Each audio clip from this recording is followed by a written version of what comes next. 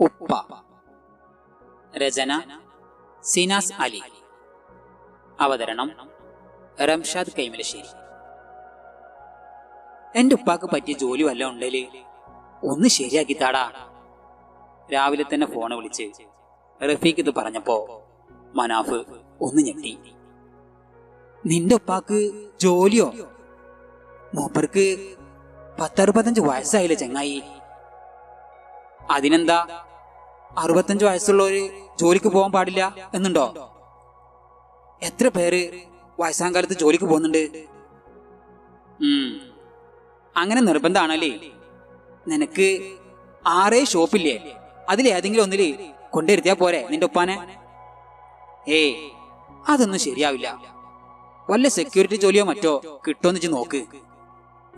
എന്തിനാടാ ആ പാവത്തിനെ ഈ വയസ്സാം കാലത്ത് എവിടെയെങ്കിലുമൊക്കെ ജോലിക്ക് നിർത്തി ബുദ്ധിമുട്ടിക്കുന്നേ? ഒരായുസ് മുഴുവൻ നിങ്ങൾക്കൊക്കെ വേണ്ടി കഷ്ടപ്പെട്ടതല്ലേ ആ മനുഷ്യന്. വയസ്സാം കാലത്ത് അതൊന്ന് റെസ്റ്റ് എടുത്തോട്ടടാ. മനാഫിന്റെ മറുപടി കേട്ടപ്പോ റഫീഖിന് നല്ല ദേഷ്യം വന്നു. റഫീഖ് പറഞ്ഞു, നിനക്ക് ജോലി ശരിയാക്കി തരാൻ പറ്റെങ്കിൽ താ, അല്ലാതെ നിന്റെ കോപ്പിലെ ഉപദേശം കേൾക്കാനല്ല ഞാൻ വിളിച്ചത്. മനാഫ് പറഞ്ഞു, ഇല്ലടാ, എന്റെ അറിവില് ജോലിയൊന്നില്ല. മനാഫിന്റെ മറുപടി കേട്ടപ്പോ ദേഷ്യത്തോടെ ഫോൺ വെച്ച് റഫീഖ് ഉമ്മയെ ഒന്ന് നോക്കി. ആ ഉമ്മ, നിങ്ങളും ഒന്ന് അന്വേഷിക്കി ഉപ്പാക്ക് വല്ല ജോലി കിട്ടോ എന്ന്. നിങ്ങളെ ആങ്ങളാരോടൊക്കെ ഒന്ന് ചോദിച്ചു നോക്കി. ഒന്ന് നിർത്തിയിട്ട് അവന് തലയും താഴ്ത്തിരിക്കുന്ന അവന്റെ ഉപ്പായ ഒന്ന് നോക്കി.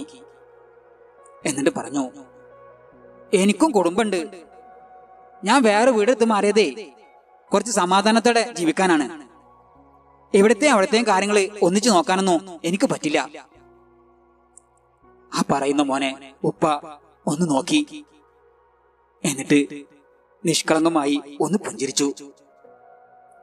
എന്നിട്ട് ഉപ്പ പറഞ്ഞു, ഞാൻ എന്ത് ജോലിക്കും പോകാം. കാലിലൊക്കെ നീരുണ്ട്, പിന്നെ ഭയങ്കര ക്ഷീണവും.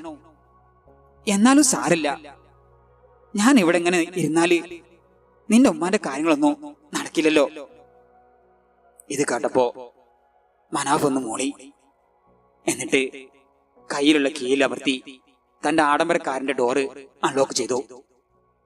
ഞാൻ പോവാണുമ്മ, ഞാൻ പറഞ്ഞ കാര്യം മറക്കണ്ട എന്നും പറഞ്ഞുകൊണ്ട് അവനിറങ്ങി. ദയനീയമായി അവനെ നോക്കി ഉമ്മ എന്ന് തലയാട്ടി അവൻ കാറിൽ കയറി റിവേഴ്സ് എടുത്ത് തിരിച്ചുപോയി. താൻ ആറ്റുനോറ്റ് വളർത്തിയ മോന് പോകുന്നത് ആ ഉമ്മയും ഉപ്പയും നോക്കി നിന്നു. 2 മാസത്തിന് ശേഷാണ് മോന് വീട്ടിൽ വന്നത്. ആ മോനെ കൊണ്ട് മേടിപ്പിക്കാന് കയ്യിൽ കരുതിയ തന്റെ പ്രമേഹത്തിന്റെയും അലർജിയുടെയും ഗുളികയുടെ പേര് കുറിച്ച ഡോക്ടറുടെ സ്ലിപ്പ് ഉമ്മ മകന്റെ വർത്തമാനം കേട്ടപ്പോ അത് മറച്ചു പിടിച്ചിരുന്നു. അങ്ങനെ മനാഫ് അവിടെ നിന്നും നേരെ പോയത് ഒരു ജ്വല്ലറിയിലേക്കായിരുന്നു. എന്തിനാണെന്നറിയോ? തന്റെ ഭാര്യയുടെ ഉമ്മയുടെ അനിയത്തിയുടെ മോളുടെ മൂത്തമ്മാന്റെ ഏട്ടന്റെ മോന്റെ മോൾക്ക് ബർത്ത്ഡേ ഗിഫ്റ്റ് മേടിക്കാൻ 2 പവന്റെ സ്വർണ്ണമാല ഗിഫ്റ്റായി കൊടുത്ത് അവൻ ഭാര്യയുടെ നിലയും വിലയും ആകാശത്തോളം ഉയർത്തി. എന്താലേ, ഒന്ന് ആലോചിച്ച് നോക്കൂ സുഹൃത്തുക്കളെ.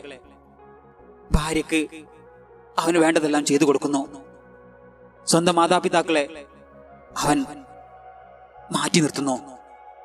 സുഹൃത്തുക്കളെ, സ്വന്തം മാതാപിതാക്കൾ ജീവിച്ചിരിക്കുമ്പോൾ തിരിഞ്ഞു നോക്കാത്ത, എന്നാൽ അവർ മരിച്ചു കഴിഞ്ഞാൽ കള്ളക്കണ്ണീരൊഴുക്കുന്ന ചില മരപ്പാഴുകൾക്ക് വേണ്ടി മാത്രം ഇത് സമർപ്പിക്കുന്നു. മാതാപിതാക്കളുടെ കുരുത്തം പൊരുത്തം കിട്ടുന്ന മക്കളിൽ അള്ളാഹു നമ്മളെ ഉൾപ്പെടുത്തി അനുഗ്രഹിക്കട്ടെ. ആമീൻ ആമീൻ ബിറഹ്മതിക യാ അർഹമർ റഹീമീൻ.